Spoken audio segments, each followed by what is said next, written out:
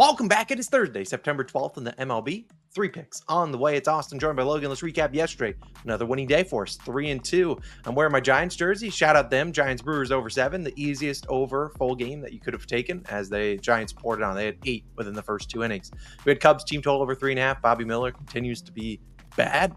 Jack Kochanowicz came through. We were really close on the Cole Reagans under. If just Stanton gets on base in the 6th inning, we probably cashed that one. Parlay of the day loses because we needed the A's under 4.5. How many runs do you think they scored, Logan? 5 on the dot. Brent Rooker, he's out to get us. But hey, 3-2 day. Let's try to go 3-0 though today. Let's do it. But we do need to talk about some NFL because it's Thursday. So Thursday Night Football video is live. If you want to go check it out. Bills Dolphins posted last night. Go tap into it. We're going 2-0 over there. We'll also have a long shot same game parlay later on today for that game. Go tap into that. I'll link it at the top of the description. We also posted another NFL video yesterday. It was Logan and I kind of going through every single game from Thursday to Monday on the NFL. It was really fun. Logan and I gave our favorite spread or total in each of those games. If you're curious our thoughts on that one, it's kind of similar to the breakdown video that we've been doing for the MLB. We'll stop doing about a week ago. It's basically the same exact thing, but for NFL. I encourage you to tap into that. I'll also link it down below. But hey, Logan, they came here for some MLB winners. I'll start out with one winner. It's an early start, and it's not going to be our parlay of the day. That'll be saved for the NFL today, and thank God, because, man, we have sucked on those parlays of the day. If you took out the parlays of the day, we'd be positive on the season right now. Granted, they've been good to us pretty much the whole season, except for the last week. No parlay of the day today. Let's go to this one. I'm going to the Tigers game. I'm taking the Rockies and Tigers under 4.5 in the first 5. Currently minus 145 on DraftKings. If you know Logan and I, we don't like laying juice like this. However, I really like this play, and I think it's going to get us off to a good start. 1-0, building up that bankroll, going into the rest of our plays. I don't see a lot of runs coming early in this Rockies-Tigers game. FanDuel has this one priced at minus 170. Now, I'm not going to come out here and give you a minus 170 straight bet. A little too juice for me, but you can get this close to minus 145-ish, maybe minus 150. Take it there. Now, let's talk about Ryan Feltner, who will start for the Rockies. Now, obviously, when you look at all Rockies pitchers, it's going to be hard to back them because you look at their ERAs. But he's been pretty bad at home, given it's Coors Field. But on the road, he's been serviceable. 3.99 ERA on the road. And you look at him, he also owns a pretty high batting or ERA in day games. Well, low ERA, if you get what I mean. 3.22 ERA and a 219 batting average allowed in day games. That includes games out in Coors Field, and he's pitched pretty well in those. Obviously, this is a day game, a 1:10 p.m. start, and he's going to have his work cut out for him against a Tigers team that has hot bats. We know that. They've won 4 or 5 straight, and they've looked really good the last 2 games, absolutely destroying the Tigers starting pitching. However, it's been Bradley Blaylock and Tanner Gordon, 2 guys that I would argue are some of the worst pitchers in the league. Feldner is their best chance at getting a solid, ability to hold down these Tigers bats. And I like him to do they have at least a chance at doing it. The Tanner Gordon and Bradley Blaylock, they gave up like 5 earned runs in the first inning. Let's hope Feldner could be a little bit better. You look at his numbers, he's allowing a 241 batting average on the road to lefties with a 33.9 hard hit percentage. That 33.9 hard hit percentage would be in the tops of the league. Tariq Skubal, who we'll talk about in 2 seconds, his hard hit percentage is 33.9. to everyone. So obviously it's a pretty good number there. If he can hold down those lefties or give up some singles, I feel pretty good about him pitching decently here today. He also throws 6 different pitches, so maybe he can keep the Tigers offense guessing. Now, Tariq Skubal, we'll talk about him. He'll start for the Tigers. At home, he's been dominant, and he's been dominant all year. 2.18 ERA and a .87 whip. 176 batting average allowed at home. The guy's been insane. The last 4 lefties that faced the Rockies went 6 innings pitched, all of them allowed 1 or fewer earned runs.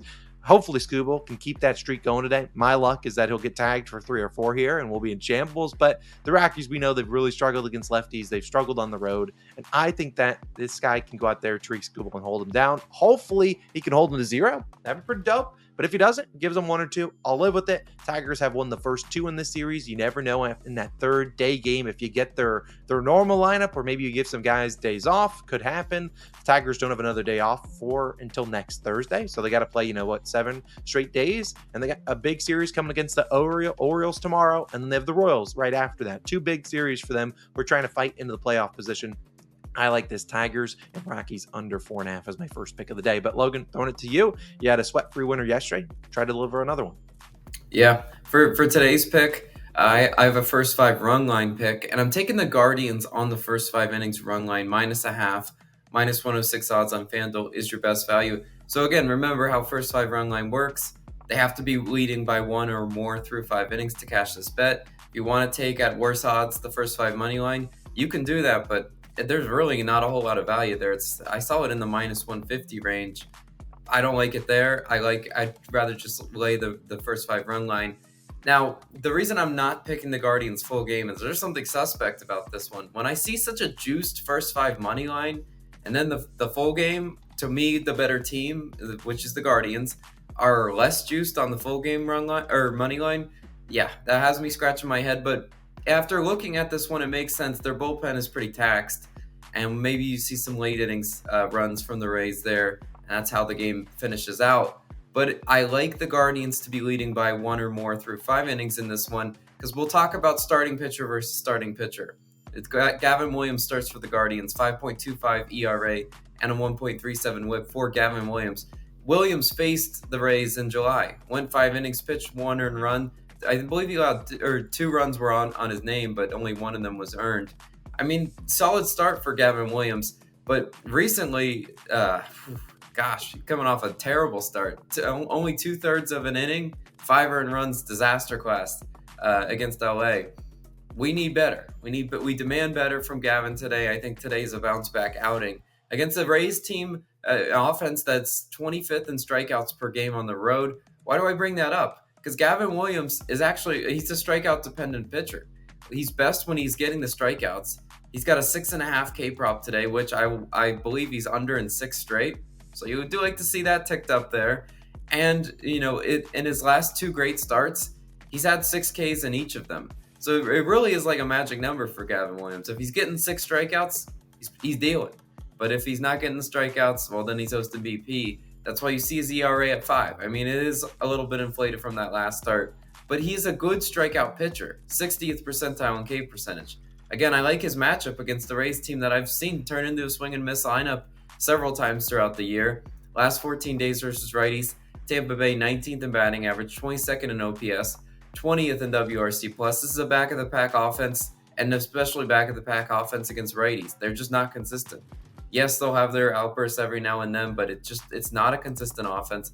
I'll take my chances with Gavin Williams having a decent start. And on the other side, it's Ryan Pepiot starting for the Rays, 3.66 ERA and a 1.14 WHIP for Ryan Pepiot.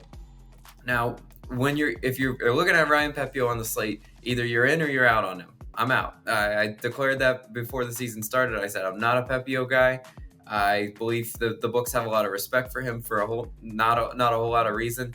Every now and then he has his good starts mixed in there. He faced the Guardians in July, went 6 innings, pitched 0 earned runs. He shut them out. I mean, that's what you can't ask for better. Pepiot absolutely cooked them. That start was in Tampa Bay.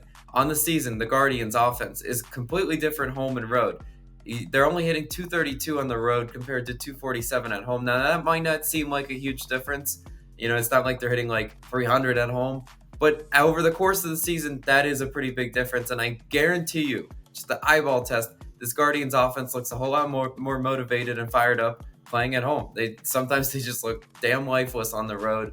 Against Ryan Pepiot today, he allows a higher batting average to lefties. He's really tough on righties, which is good because we know this Guardians lineup is going to have a lot of left-handed bats mixed in there. And hopefully that's how they are able to get to Pepiot. With runners in scoring position, he's allowing a 271 batting average. That goes up to 273 with 2 outs and a runner in scoring position. That's one of the reasons I'm out on Pepiot. I've seen him give it up way too much with scoring position, and I've also seen him get absolutely barreled.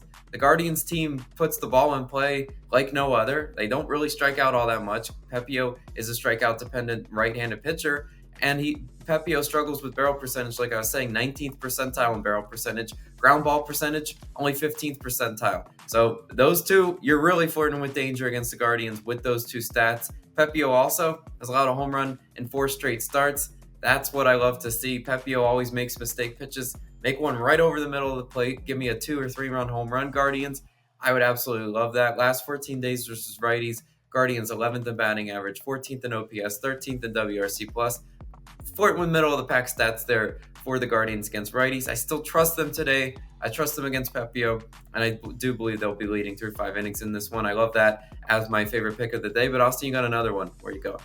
Yeah, we haven't had a ton of hit parlays recently. Maybe we'll go back to them if this one can hit that we have in this video. It's two guys that I really like their splits here. I consider their hits, runs, and RBIs lines, but they're both at like -160. So if you want to pair those together, you get like +155. Instead, I'll just take them to get a hit. It's Gleyber Torres and Yainer Diaz. Obviously, Gleyber Torres of the Yankees, Yainer Diaz of the Astros.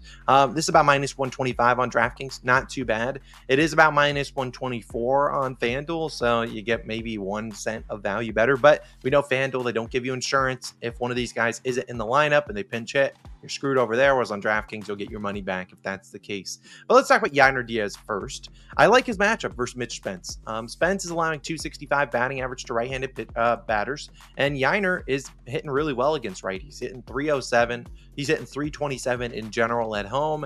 And if you look at the pitches he's going to see, Spence throws 3 main pitches: 40% slider, 32% cutter, 24% sinker.